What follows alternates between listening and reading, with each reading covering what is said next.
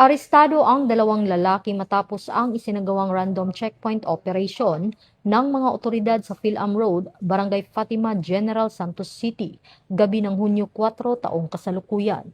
Batay sa ulat, pinara ng mga tauhan ng 1201st MCRMFB-12 at Police Station 7 ang isang kulay orange na Honda XRM 125 dahil sa hindi pagsuot ng helmet.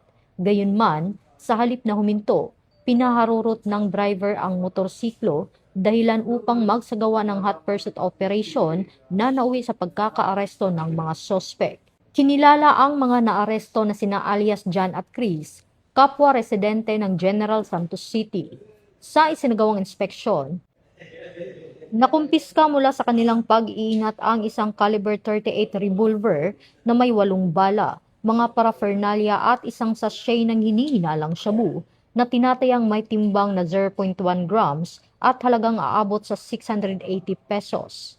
Kasalukuyang nakakulong ang mga sospek sa Police Station 7 at inihahanda ang kaukulang kaso laban sa kanila. Patuloy naman ang paalala ng kapulisan sa publiko na sumunod sa batas trapiko at makipagtulungan sa mga operasyon ng otoridad upang mapanatili ang kapayapaan at kaayusan sa komunidad, alinsunod sa advokasya ng bagong PNP para sa bagong Pilipinas, serbisyong mabilis, tapat at nararamdaman. Mula dito sa Campo Crame, ako po ang inyong PNN correspondent, Patroluman Resali Umalay, nagbabalita para sa Police News Network. Alagad ng batas, tagataguyod ng balitang pulis. Ito ang bagong PNP para sa bagong Pilipinas, serbisyong mabilis, tapat at nararamdaman.